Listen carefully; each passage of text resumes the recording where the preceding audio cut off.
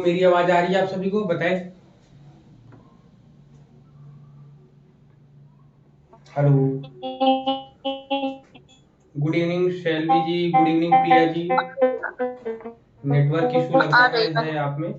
चलिए, सबसे पहले आज 20 तारीख है, 20 मार्च है आपको, जिसमें हम लोग NTA UGC net JRF assistant professor की तैयारी कर रहे हैं। साथ ही साथ पीएचडी एंट्रेंस एग्जाम की जो लोग तैयारी करना चाहते हैं, या एमएड या एमए इन एजुकेशन में जो लोग पढ़ रहे हैं कंटिन्यूअस, जिनका चल रहा है कोर्स, तो उनके लिए यह वीडियो या क्लास बहुत ही महत्वपूर्ण है, जिसमें आपको हम लोग टारगेट हम लोग का एनटीए यूजीसी नेट है, जिसके अकॉर्डिंग हम लोगों ने यूनिट फर्स्ट को स्टार्ट किया है। लगभग हमने section A, section B, section D भी लगभग आज या कल की डेट तक में ये कंप्लीट हो जाएगा। इसके बाद इसके आपके पीवाईक्यूज स्टार्ट हो जाएंगे। पीवाईक्यूज एक तरफ चलेगा और दूसरी तरफ आपके मटेरियल वाली क्लास चलती रहेगी। ठीक है, तो हम लोगों ने सुबह भी क्लास में पढ़ा था, तो सुबह वाली क्लास में हमने श्री अरविंद घोष जी के बारे में पढ़ा था।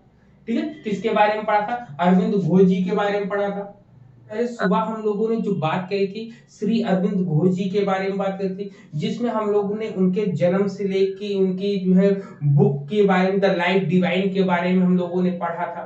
फिर उनकी एक बुक थी, नेशनल सिस्टम ऑफ एजुकेशन थी, उनकी किताब का नाम था। और ऑफ एजुकेशन जो है श्री अरविंद जी का हम लोगों ने पढ़ा।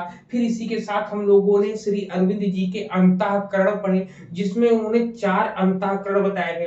तो 4 में सबसे पहले उन्होंने बताया था चित्त, फिर इसके बाद बुद्धि बताया था, फिर मन बताया था, फिर इसके बाद अंतर ज्ञान बताया था। तो ये 4 उन्होंने अंतःकरण माने थे।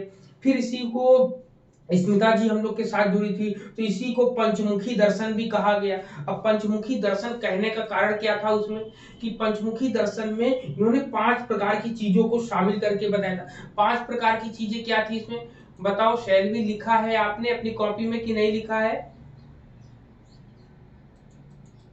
ठीक है, सर, उनका नेटवर्क नहीं अच्छा आएगा, हाँ, कंटिन्यू तो करें, हम भी उसमें जो देख है के बता पाऊंगी उसमें भी जो है नहीं। इंटीग्रल एजुकेशन की हम बात करते हैं, तो इंटीग्रल जो संपूर्ण शिक्षा की ये बात करते हैं, जिसमें इन्होंने भौतिक माना है, प्राणिक माना है, मानसिक माना है, अंतरात्मिक माना है, और क्या माने आध्यात्मिक माना है। यहीं पर हम लोग के एग्जाम में क्वेश्चन आता है, जो अंतरात्मिक होता है उस अंतरात्मिक को श्री अरविंद जी रविंद्रनाथ ये अरविंद घोष जी ने क्या माना है, तो उसको उन्होंने सुपर माइंड के लिए सुपर माइंड की उपाधि दे रखी है, अंतरात्मिकता को। ठीक, अंतरात्मिकता को। फिर यहीं पर हम लोग जब देखेंगे इनके, इन्होंने जो एक अवरोहण और आरोहण का जो क्रम दिया था वो बहुत ही महत्वपूर्ण रहा है, जिसमें इन्होंने सत्य चित्त आनंद को ही पाने की प्राप्ति के लिए इन्होंने बताया। इन्होंने कहा कि अगर हम जो है आरोहण की ओर से चलेंगे, आरोहण का मतलब नीचे से चलेंगे, तो सबसे पहले व्यक्ति द्रव्य में जाएगा, द्रव्य का ज्ञान करेगा, द्रव्य का ज्ञान करना प्राण का ज्ञान करेगा, प्राण का ज्ञान करना अतिमानस का ज्ञान करेगा, अतिमानस का करना आनंद का, फिर जो है चित्त का, फिर जो है सत का आनंद करेगा। फिर एक इसमें क्वेश्चन आता है कि चित्त और आनंद मिलकर क्या बनते हैं, तो चित्त और आनंद जब कभी भी आपस में मिलते हैं तो वो ईश्वर का रूप होता है। फिर यहीं पर एक प्रश्न मैंने बताया था कि आनंद, आनंद का अर्थ होता है आत्मा का ज्ञान हो जाना। ठीक, आत्मा का परमात्मा से मिलना। जब इसमें जो है सत्य चित्त आनंद जुड़ता है, तब जाके परम ब्रह्म परमेश्वर की हम लोग उपाधि पर पहुंच जाते हैं। तो इसमें ब्रह्म और ईश्वर के बीच का जो कड़ी है, सत्य में और चित्त में जो अंतर होता है, वही ब्रह्म और ईश्वर में अंतर इन्होंने दिखलाया है। ठीक, जब हम आत्मा को जान गए, आत्मा के बाद फिर हम ईश्वर को जानेंगे। जब आत्मा और ईश्वर दोनों को जान जाएंगे, तो फिर तीसरे में जाने में हमें परेशानी नहीं होगी, और हम परम ब्रह्म परमेश्वर की जानकारी या हमें उसका ज्ञान आभास हो जाएगा, ज्ञान मिल जाएगा हमें। क्लियर? यहाँ पर इतनी बातें हम लोगों ने करी थी। अब हम लोग बात करेंगे जे कृष्ण मूर्ति की। जे कृष्ण मूर्ति। ठीक, जे कृष्णमूर्ति का इनका नाम पूरा नाम है जिद्दू कृष्णमूर्ति। ठीक है, जिद्दू कृष्ण मूर्ति, ठीक है, जे का मतलब जिद्दू कृष्ण मूर्ति है। तो हम लोगों ने इससे पहले जितने भी फिलोसफीज पढ़ी हैं, जितनी भी चीजें पढ़ी हैं, जितने भी थिंकर्स पढ़े, उनके बर्थ को जरूर ध्यान में रखकर हम लोगों ने आगे बढ़ा है। तो इनके भी बर्थ को हम लोग जानेंगे, बर्थ या बॉर्न की कंडीशन में डाल दें हम, ठीक, बॉर्न की कंडीशन डाले। तो इनका जन्म कब हुआ था, इनका जन्म अगर हम लोगों से पूछा जाएगा तो इनका जन्म कब हम बताएंगे, पता है, इनका जन्म जो है 11 मई 1895 ईस्वी, 11 मई 1895 ईस्वी मानेंगे हम लोग यहाँ पर, ठीक, कि इनका जन्म जो है 11 मई 1895 को हुआ था। स्थान क्या था, ये किस स्थान पर हुए थे, तो प्लेस का नाम अगर हम बताएंगे तो प्लेस क्या है, ये आंध्र प्रदेश में हुए थे, ठीक, आंध्र प्रदेश में हुए थे, इनका जन्म जो है आंध्र प्रदेश में हुआ था। फिर इसके बाद इनमें हम लोग को यहाँ पर आंध्र प्रदेश में बस इतना ही आता है। फिर इसमें आता है कि इनके पिताजी का नाम क्या था, ठीक है, तो पिताजी का फादर नेम क्या हो जाएगा इनके, ठीक, फादर का नाम इनका क्या हो जाएगा, इनके फादर का नाम था जिद्दू नारायण, क्या नाम था,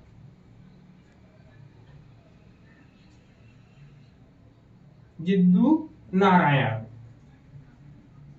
ठीक, जिद्दू नारायण था। फिर यहीं पर इनकी माता का भी नाम हम लोग जान लेंगे कि इनकी माता का नाम क्या था, ठीक, तो इनकी माता का नाम था संजीवम्मा, क्या नाम, संजीवम्मा, ठीक, संजीवम्मा इनकी माता जी का नाम था। फिर इसके बाद इनकी मृत्यु की भी बात करेंगे कि मृत्यु कब हुई थी, डेथ, ठीक, तो इनकी डेथ जो हुई थी, ये डेथ हुई थी इनकी 1986 में, मतलब 17 फरवरी 1986, कितने, 17 फरवरी 1986 को, किस सन में, जिस सन में हमारी राष्ट्रीय शिक्षा नीति आई थी, ठीक है, कब आई थी, 1986 हमारी राष्ट्रीय शिक्षा नीति आई थी, उसी सन में जे कृष्णमूर्ति की मृत्यु हुई थी, ठीक है। तो इस तरीके से हम लोग याद रखेंगे हम लोग, क्लियर है इतनी चीजें यहाँ पर। लेकिन अगर कभी कभी ये पूछ लिया जाता है कि इनकी मृत्यु किस स्थान पर हुई थी, तो याद रखिए कैलिफोर्निया,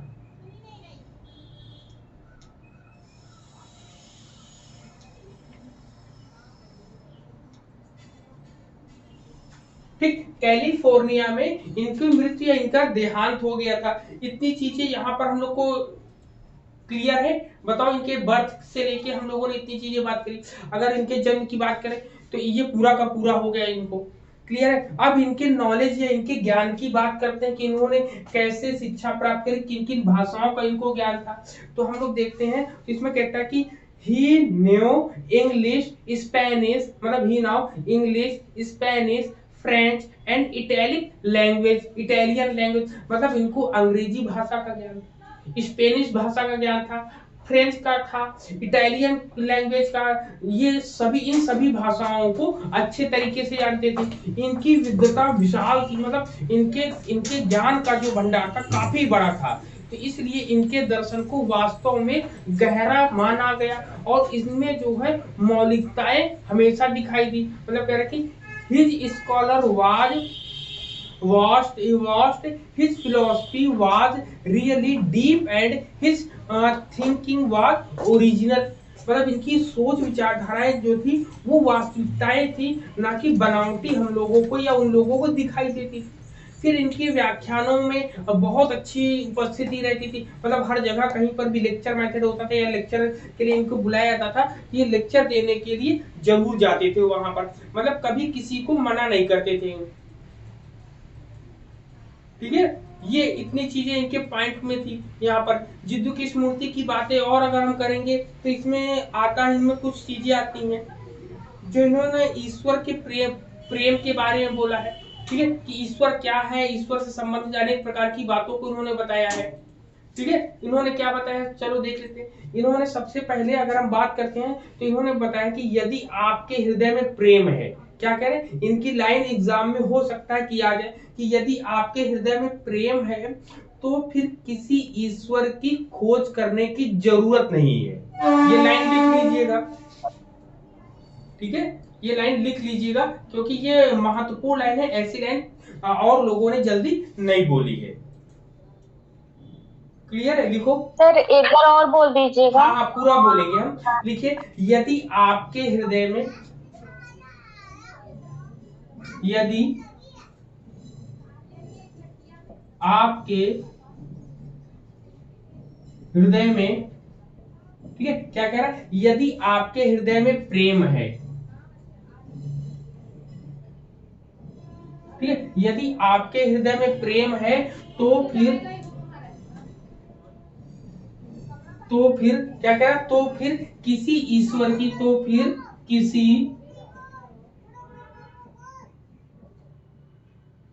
ईश्वर की, ठीक है, तो फिर किसी ईश्वर की खोज करने की, खोज करने की आवश्यकता, ठीक है, आवश्यकता नहीं है,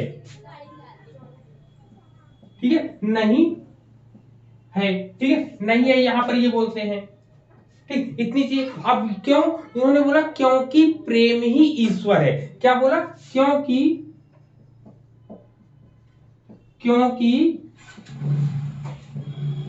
प्रेम ही ईश्वर है, ठीक है, ये लाइन इनकी इंपॉर्टेंट है। इन्होंने क्या बोला है कि यदि आपके हृदय में प्रेम है तो फिर किसी ईश्वर की खोज करने की आवश्यकता नहीं है, क्योंकि प्रेम ही ईश्वर कहलाता है, ठीक है। ये कोटेशन इनकी फेमस है।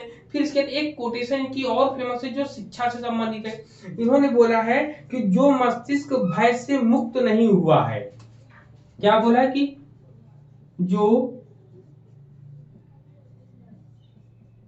मस्तिष्क भय से मुक्त नहीं, ठीक है, जो मस्तिष्क भय से मुक्त नहीं हुआ है अंधकार युक्त तथा द्वंद्व से ग्रसित रहता है, ठीक है, भय से मुक्त नहीं, भय से मुक्त नहीं हुआ, ठीक है, जो मस्तिष्क भय से मुक्त नहीं हुआ अंधकार युक्त,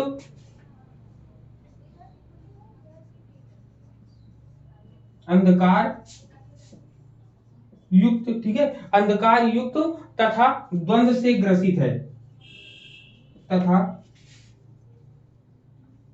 द्वंद्व से ग्रसित रहता है, ठीक है, ग्रसित रहता है,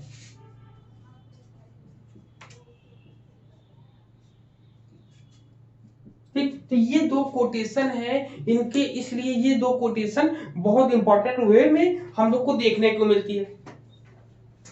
अब इन्होंने बोला है, जब ये लाइन बोली है, क्या बोला है कि जो मस्तिष्क भय से मुक्त नहीं हुआ अंधकार युक्त तथा द्वंद्व से ग्रसित रहता है। जब द्वंद्व से ग्रसित रहता है तो इन्होंने बताया कि अपने को समझने से भय का अंत होता है। तो इन्होंने नेक्स्ट लाइन क्या बोली है, अपने को मतलब अपने आप को, अपने को समझने से, ठीक है, मतलब स्वयं को जानने से या अपने को समझने से भय का अंत होता है, भय का अंत होता है, ठीक। ये इंपॉर्टेंट इनकी लाइनें थी, ठीक है, इनकी लाइनें थी इंपॉर्टेंट, जो कि बहुत इंपॉर्टेंट थी, बहुत फेमस हुई। अगर इसमें देखा जाए तो इन्होंने किसी भी दर्शन या धर्म की व्याख्या नहीं की, बल्कि उन चीजों के बारे में बात की जो हमारे दैनिक जीवन में सभी से संबंधित है। मतलब क्या कि he did not expounded any philosophy or religion but rather talked of the things that concern all of us in our everyday life, the problem of living in modern society। ठीक, क्या कहते हैं कि आधुनिक समाज में रहने की समस्याएं, इसकी क्या है, हिंसा और भ्रष्टाचार के साथ व्यक्ति की सुरक्षा और खुशी की तलाश और मनुष्य की आवश्यकता जो होती है, जिसमें भय होता है, क्रोध होता है, चोट है, दुख है आदि, अपने आंतरिक बोझ से वो मुक्त करने में लगा रहता है अपने आप को, इन सब चीजों से छुटकारा पाने के लिए। ठीक है, तो यहां पर ये चीजें बताते हैं। तो यहीं पर अगर हम देखेंगे, जब इतनी बातें इन्होंने बोली तो यहाँ पर कुछ चीजें ये बताते हैं जे कृष्णमूर्ति। अब जे कृष्णमूर्ति बताते क्या है, देख लो। जे कृष्णमूर्ति कहते हैं कि ये जो मृत्यु है, मृत्यु को इन्होंने दो प्रकार माना है। कितने? मृत्यु के इन्होंने दो प्रकार माने हैं। ठीक, मृत्यु के प्रकार, तो मृत्यु के प्रकार इन्होंने दो माने हैं। पहला इन्होंने माना है शारीरिक मृत्यु, दूसरा बोला है इन्होंने विचारों की मृत्यु। ठीक है, पहला बोला है शारीरिक मृत्यु, शारीरिक मृत्यु है आपकी, और दूसरा है विचारों की मृत्यु।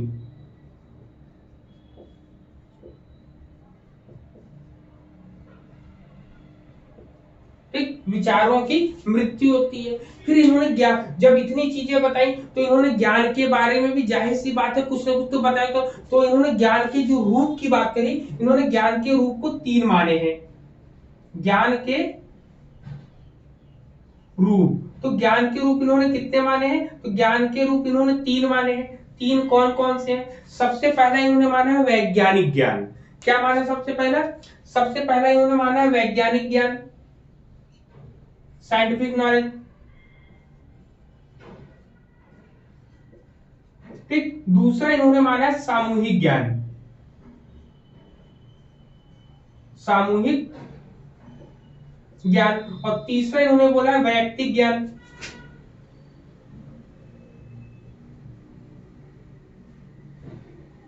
वैयक्तिक ज्ञान, इन तीन ज्ञान के रूप अगर पूछा जाएगा तो ज्ञान के रूप इन्होंने तीन माने हैं। कितने माने हैं? तीन माने हैं इन्होंने।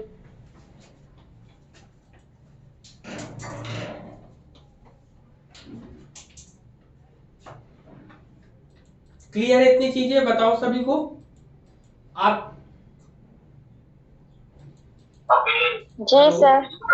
क्लियर ना इतनी चीजें? जी सर।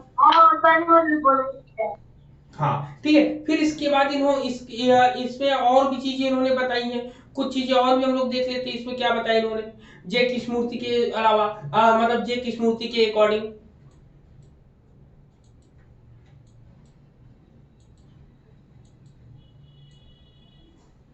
चलो जे कृष्णमूर्ति के अकॉर्डिंग हम देख लेते हैं इनकी पुस्तक का नाम क्या है? बुक का नाम शायद याद होगा, जो हम लोग के ग्रुप का नाम है, जो हम लोग के यूट्यूब चैनल का नाम है, इन्हीं से ही लिया गया। इनकी किताब का नाम है शिक्षा संवाद। क्या नाम है? शिक्षा संवाद। ठीक है, तो ये जे कृष्णमूर्ति जी की पुस्तक है, बहुत प्रसिद्ध पुस्तक है कि इनकी बुक का नाम है शिक्षा संवाद, जिसके आधार पर ही हम लोगों ने अपने समूह या अपने यूट्यूब चैनल या अपनी जूम क्लास या अपने बड़े से समूह का नाम ये रखा है। हमारे ग्रुप व्हाट्सएप ग्रुप भी चलते हैं शिक्षा संवाद से, टेलीग्राम ग्रुप भी चलते हैं। व्हाट्सएप ग्रुप हमारे 5 हैं इसमें शिक्षा संवाद के। वही टेलीग्राम के अगर ग्रुप देखोगे तो टेलीग्राम का भी एक ही ग्रुप बना है। ठीक है, तमाम ऐसी चीजें हम लोगों ने, तो हमारे सहयोगी मित्र हैं एक, उन्होंने और हम लोगों ने दोनों ने यहाँ पर इसको चला रखा है। ठीक है, मेरी एक्टिविटी इस ग्रुप में ज्यादा तो नहीं हो पाती, लेकिन हमारे मित्र जो सहयोगी मित्र हैं प्रदीप यादव जी, वो काफी एक्टिव रहते हैं इस ग्रुप में। तमाम ऐसे पूरे भारत में जितने भी विद्वान जन लोगों तक हम लोग पहुंच सकते हैं, उन लोगों को जोड़ने का प्रयास हम लोगों का रहता है, ताकि अनेक प्रकार की शिक्षा से संबंधित जो भी जानकारियां रहे वो हम लोगों तक या हमारे द्वारा और लोगों तक पहुंच सके। तो ऐसा हम लोगों का प्रयास रहता है। ठीक है, फिर इन्होंने इतनी चीजें थी, इसमें जो है ओशो की एक लाइन है, ओशो ने इनको क्या बोला, ओशो ने जे कृष्णमूर्ति के लिए बोला है कि वे एक जीवंत जागृत प्रबुद्ध महापुरुष हैं। क्या बोला है, उन्होंने बोला है कि वे एक जीवंत जागृत, ठीक है, वे एक जीवंत जागृत प्रबुद्ध प्रबुद्ध महापुरुष है, महापुरुष है। ठीक है, क्लियर। तो ये चीजें इतनी थी यहां पर। ये बोला किसने है, ये लाइन ये लाइन जो है ओशो ने बोला है। ठीक है, किसने बोला है, ओशो ने। ठीक है, ओशो ने बोला है यहाँ पर। तो ये इतनी चीजें इनके बारे में थी जो हम लोगों ने पढ़ा यहाँ पर। क्लियर है यहाँ पर, बताओ इतना सब चीजें सभी को। हेलो जी। ठीक है, तो यहाँ ये कंप्लीट, हाँ कंप्लीट जे कृष्णमूर्ति के बारे में जितना इंपॉर्टेंट हो सकता था उतनी चीजें हम आपके सामने लेकर आए हैं यहाँ पर हम लोगों ने। ठीक है, सर सिर्फ एक ही बुक लिखवाया आपने, शिक्षा संवाद बस? हाँ एक ही बुक का नाम भी हमें पता है, बाकी और खोजेंगे तो मिलेगा, लेकिन एग्जाम के पॉइंट ऑफ व्यू से यही इंपॉर्टेंट है आपका। ठीक है। हाँ, जे कृष्णमूर्ति में क्वेश्चन कैसे बनेगा, क्वेश्चन यहाँ पर मृत्यु के प्रकार अगर पूछ सकते हैं, ज्ञान के रूप पूछ सकते हैं, या इनकी कोटेशन को लेके क्वेश्चन पूछ सकते हैं। केवल एक ही कोटेशन आएगा, यदि आपके हृदय में प्रेम है तो ईश्वर की आवश्यकता नहीं है, ऐसा कोटेशन आपको बना सकते हैं। अब इन्होंने भय से मुक्ति के लिए क्या बताया, आपसे क्वेश्चन आएगा कि जे कृष्णमूर्ति के अनुसार भय से मुक्ति के लिए इन्होंने क्या बताया है।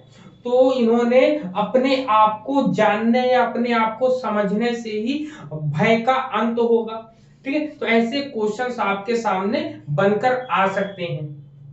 ठीक है, साफ करें इसको, बताओ। जी। चलिए, अब हम लोग बात करेंगे पाउलो फेरो की। किसकी बात करेंगे, पाउलो फेरो की बात करेंगे।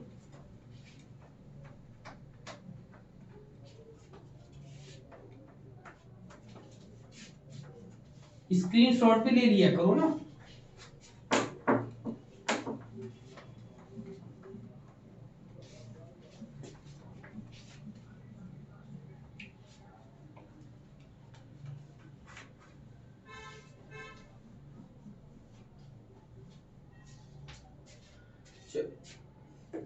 अब हम लोग बात करते हैं, पाउलो फ्रेरे की बात करेंगे। ठीक है, कि पाउलो फ्रेरे कौन थे, क्या उन्होंने कहानियां बताई, किस लिए वो फेमस है इतने, उनके बारे में भी हम लोग पढ़ेंगे।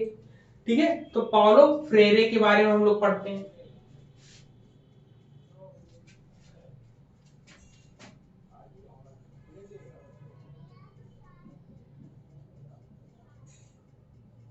पाउलो फ्रेरे के बारे में हम लोग पढ़ेंगे। तो पाउलो फ्रेरे में सबसे इंपॉर्टेंट चीज क्या थी, तो इसमें भी जैसे और लोगों का हम लोगों ने लाइफ स्केच के बारे में पढ़ा है, इनके लाइफ के बारे में, वैसे इनके बारे में भी जानेंगे।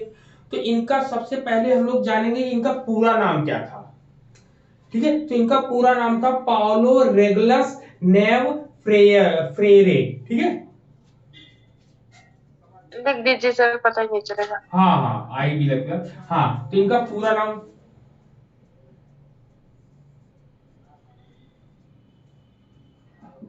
ठीक, फुल नेम की बात करेंगे तो कंप्लीट नेम या फुल नेम बोलेंगे पाउलो। ठीक है, पाउलो रेगुलर, ठीक है, रेगुलस, रेगुलस यू है ये। ठीक है, ये यू है,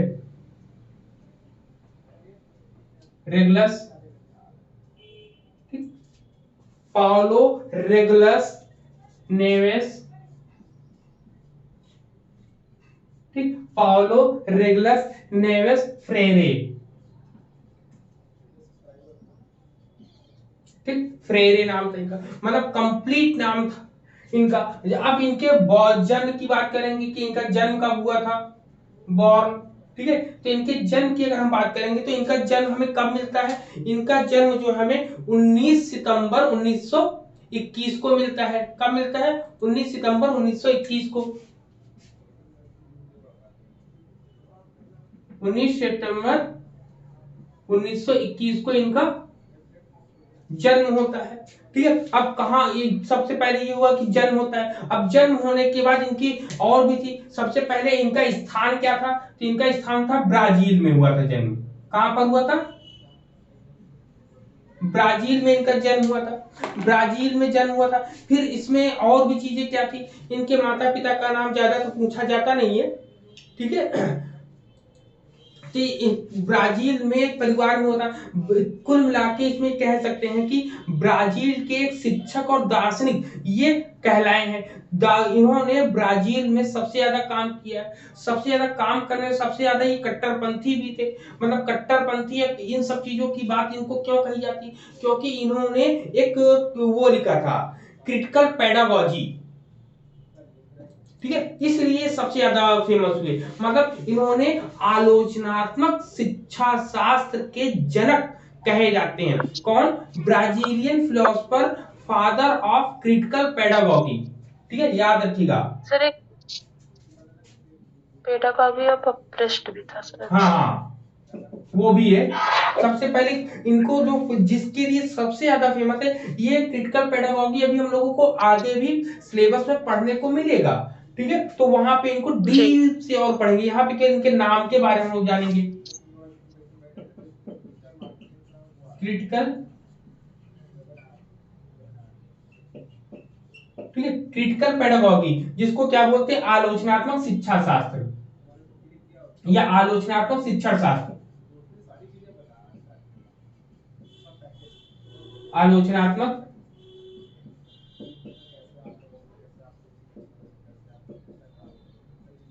ठीक, आलोचनात्मक शिक्षण शास्त्र के ये क्या है, फादर है। याद रखिएगा, जब कभी भी आएगा तो आपको यही बताना है। तो आप क्या कहोगे, Brazilian philosopher, father of critical pedagogy, his work has exercised considerable influence among progressive educators all over the world, especially in the context of emerging traditions of critical pedagogy, issue based earning and social constructivism की बात करें। मतलब हम बात करते हैं कि इन्होंने आलोचनात्मक शिक्षण के ये जनक कहे जाते हैं, ठीक है। तो ये दार्शनिक, इन्होंने जो अपना काम किया था ये दुनिया भर में प्रगतिशील शिक्षकों के बीच में, ठीक है, शिक्षकों के बीच प्रभाव, विशेष रूप के संदर्भ में महत्वपूर्ण शिक्षा शास्त्र या शिक्षण शास्त्र की उभरती परंपराओं को, मुद्दों को और सामाजिक संरचनावाद को ये हमेशा चैलेंज करते रहे हैं। उनकी आलोचनात्मक रूप से व्याख्या करी इन्होंने, ठीक है। तो इन्होंने शांति शिक्षा, वयस्क शिक्षा, अनौपचारिक शिक्षा और महत्वपूर्ण साक्षरता पर इनका प्रभाव हमें देखने को मिलता है। जैसा कि एक को अभी आपने एक नाम लिया था, क्या नाम लिया था, दलितों का शिक्षण, पेडागॉजी ऑफ पृष्ठ में बोली। हाँ, pedagogy of operate, pedagogy of operate, operate है ना,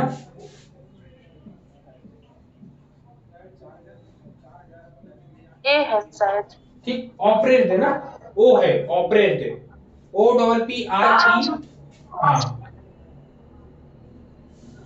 ऑपरेट है ये, ठीक है। दलितों का शिक्षण शास्त्र क्या है,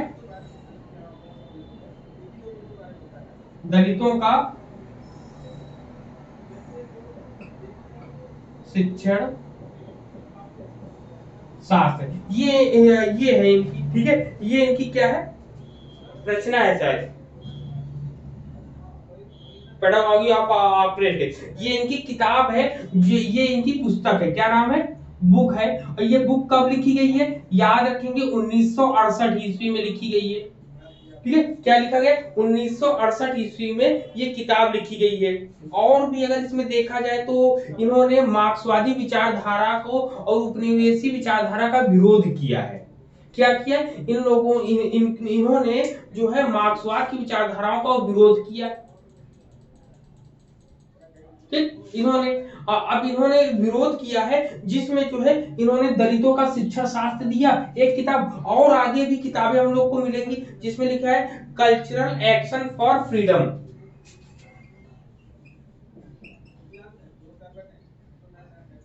cultural action from freedom.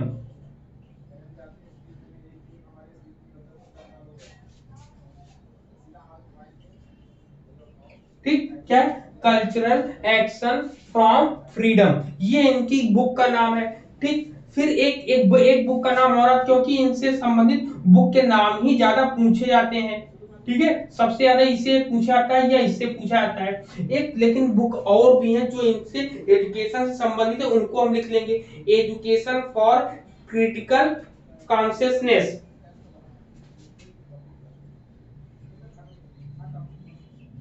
Education, ठीक, एजुकेशन फॉर, ठीक है, education for critical, critical, critical consciousness.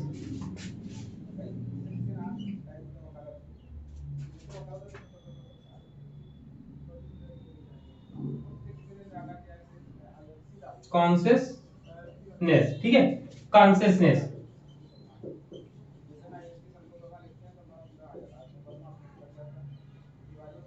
ठीक, कॉन्शियसनेस है आपका। ठीक है, यहाँ पे एजुकेशन फॉर क्रिटिकल कॉन्शियसनेस है, ये इनकी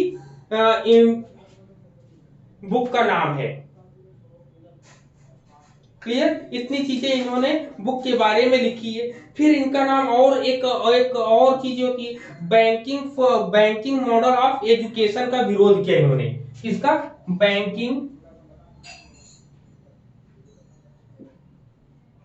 बैंकिंग मॉडल ऑफ, ठीक है, बैंकिंग मॉडल ऑफ एजुकेशन।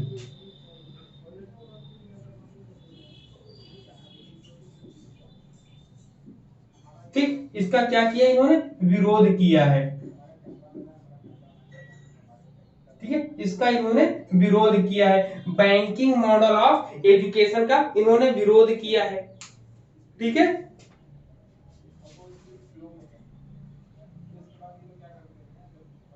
अब बात, एक क्वेश्चन जो बनेगा यहां से, एक क्वेश्चन ये बनेगा, ठीक है, एक क्वेश्चन जो हम लोगों का बनता है, क्वेश्चन यहीं से बनता है कि बैंकिंग मॉडल ऑफ एजुकेशन का विरोध पाउलो फ्रीरे ने किया, इसके साथ साथ एक और सोशल थिंकर ने किया है, उनका नाम क्या है? तो उनका नाम है इवान इलीच।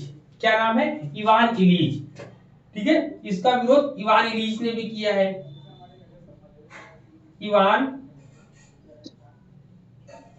सर इसी के तहत इवान इलिच ने डी स्कूलिंग सिस्टम भी दिया था ना। हाँ, बिल्कुल बिल्कुल सही बोला आपने, डी स्कूलिंग जो है इवान इलीच ने इसी के आधार पे दिया। ठीक है,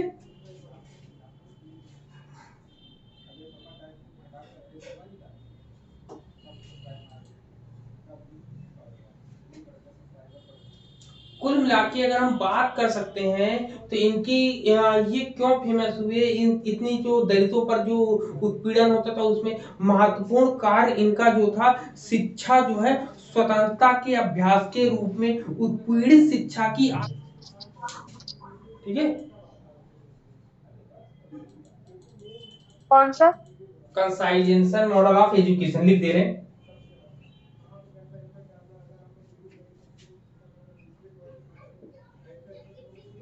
ठीक, कंसाइजेशन,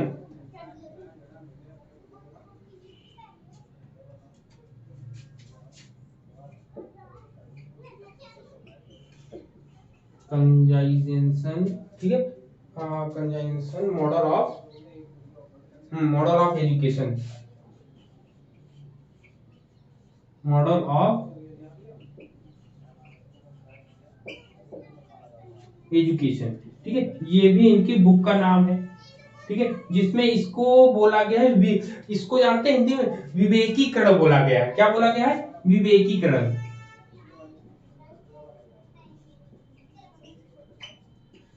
ठीक, विवेकीकरण, विवेकीकरण आखिर होता क्या चीज है, इसके बारे में जान लो कि विवेकीकरण के बारे में क्या बोलते हैं। ये विवेकीकरण में बोलते हैं कि समाज, जो सामाजिक प्रक्रियाएं होती हैं, जो राजनीतिक प्रक्रियाएं होती हैं, जो आर्थिक प्रक्रियाएं होती हैं, उनमें जो उत्पीड़न होता है, उनमें जो शोषण होता है, शोषणों के कारणों को गंभीर रूप से समझने की क्षमता और समाज के दमनकारी तत्वों के खिलाफ जो कार्रवाई करते हैं, उसी को हम लोग विवेकीकरण बोलते हैं। विवेकीकरण का मतलब होता है कि हमारी समझ में आना चाहिए कि समाज में क्या अच्छी चीजें चल रही हैं, क्या बुरी चीजें चल रही हैं। हम आधुनिकता के चक्कर में, वेस्टर्नलाइजेशन के चक्कर में हम लोग ऐसे कर्मों को करते हैं जो कि कुछ लोग उसको सही मानते, कुछ लोग गलत मानते हैं। तो यहाँ पर अपने स्वविवेक से हमको समझना है कि ड्रिंक पीना, सिगरेट पीना, तंबाकू खाना, ये सब चीजें जो है सही है कि गलत है, ठीक है, क्या हमारे स्वास्थ्य के लिए लाभदायक है कि हानिकारक है। ये कोई और समझाने नहीं आएगा, या कोई समझाएगा तो हमें नहीं समझ में आएगा जब तक हम स्वयं को अपने आप से समझ ना ले। इन्होंने कहा कि ability to critically perceive the cause of social, political and economic oppressing and to take action against the oppressive element of society। ठीक, तो ये बोलते, फिर उन्होंने बोला कि गहराई से समझ की स्थिति को अगर हम जानते हैं तो दुनिया के बारे में और इसके परिणाम स्वरूप जो उत्पीड़न से मुक्ति जो मिलेगी, कई देशों में फैली हुई है कि इसकी जानकारी मुख्य रूप से दक्षिण अमेरिका में उत्पीड़न जो शोषण होता है, शोषण के खिलाफ जो ज्ञान होता है और जो प्रश्नात्मक भूमिकाएं होती हैं, प्रश्नात्मक भूमिकाओं में विश्वास के आधार पर ही हम अपने जो नेता होता है उससे संवाद करके उसके शिक्षित होने या अशिक्षित होने के बारे में हम लोग जान लेते हैं, ऐसा इन्होंने बोला है।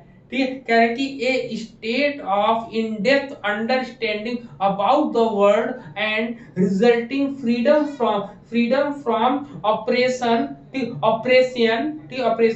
It is diffuses in many countries, mainly in South Africa, based on the trust in oppressed knowledge and a questioning role of leader who educated and learn by dialoguing। मतलब उसके बोलने बैठने के तरीकों से हम उसको पकड़ लेंगे कि वो कैसा है हमारा, ठीक है, कि हमारे समाज के लोग क्या मायने रखता है। ठीक है, तो ये होता है कुल मिला के, इसमें इतनी चीजें पूरी की पूरी बातें बताई गई हैं कि हम लोगों को अपने तरीके से क्या चीजें समझना है, जानना है। इसी में एक लाइन इन्होंने बोली है, इन्होंने बहुत इंपॉर्टेंट लाइन है जो कि हम लोगों को यहाँ पे एग्जाम में अगर पूछेगा तो पूछ भी सकता है। इन्होंने बोला है कि शिक्षा जो होता है वह संप्रेषण एवं संवाद की प्रक्रिया है। क्या बोला है? इन्होंने बोला है कि शिक्षा जो होती है, लिख देते हैं ना, लिख देते हैं, यहां पर लिख देते हैं, यहां पर दिखेगा शिक्षा, क्या लिखेंगे? शिक्षा, ठीक है, कह रहा है कि शिक्षा संप्रेषण एवं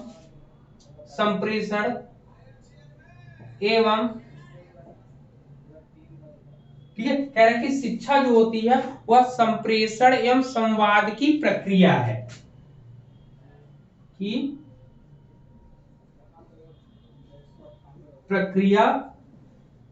जब प्रक्रिया है, यह केवल ज्ञान का हस्तांतरण नहीं है।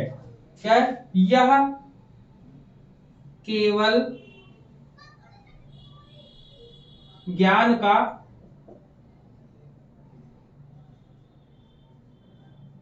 हस्तांतरण नहीं है। ठीक, यहां पर ये इनकी लाइन थी जो बहुत इंपॉर्टेंट वे में है कि शिक्षा को इन्होंने संप्रेषण संवाद की प्रक्रिया मानी है।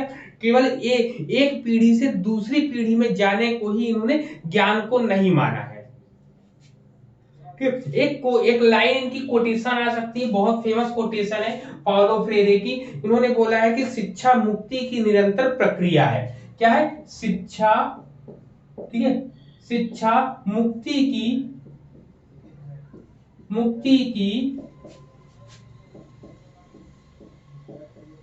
निरंतर प्रक्रिया है। ठीक है, ये इंपॉर्टेंट लाइन इनकी है यहाँ पर कि शिक्षा मुक्ति की निरंतर प्रक्रिया है। क्लियर? तो यहाँ पे हम लोगों ने अभी जो है दो पढ़ा है। दो लोगों कौन कौन पढ़ा? पाउलो फ्रेरो को पढ़ा, इससे पहले हम लोगों ने जे कृष्णमूर्ति जी को पढ़ लिया हम लोगों ने। ठीक, अब इसके बाद जो हम लोगों के पास जो बचेगा, इसके बाद कौन बचेगा हम लोगों के पास? बताओ, किसी को पता है? आप लोगों में से? सर सिलेबस लेके नहीं बैठते।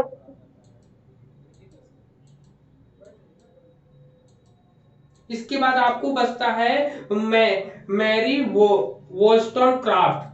मैरी वोllstonecraft बचता है। ठीक है, मैरी वोllstonecraft के बाद आपका नेल नॉर्डिंग्स बचते हैं। नेल नॉर्डिंग्स ने देखभाल मॉडल दिया है ना, नेल नॉर्डिंग्स ने पढ़ा है नहीं? वो मैरी वोllstonecraft पढ़ेंगे हम लोग। मैरी वोllstonecraft के बाद इन्होंने ये एक फेमिनिस्ट दार्शनिक थी, इनके बारे में भी हम लोग आज शाम को 9 बजे वाली क्लास में हम लोग इसको कंप्लीट कर लेंगे। ठीक है, पूरा प्रयास रहेगा कि आज की डेट में केवल कितने बचे? मैरी वोllstonecraft बचा है, फिर सावित्रीबाई फुले, मतलब 3 लोग बचे हैं। ठीक है, शाम को 9 बजे वाली जो क्लास होगी उसमें इन तीनों को कंप्लीट कर लेंगे आज की डेट में हम लोग। ठीक है, चलिए चलिए, तो फिर ठीक है, आप लोग भी एंजॉय करो। शाम को कहीं घूमने जाना वाना हो, थोड़ा सा मौसम ठंडा रहता है, अब तो दिन में धूप उप रहती है, तो घूम आइए। ठीक, चलिए चलिए, थैंक यू सभी को। जय हिंद। जय हिंद।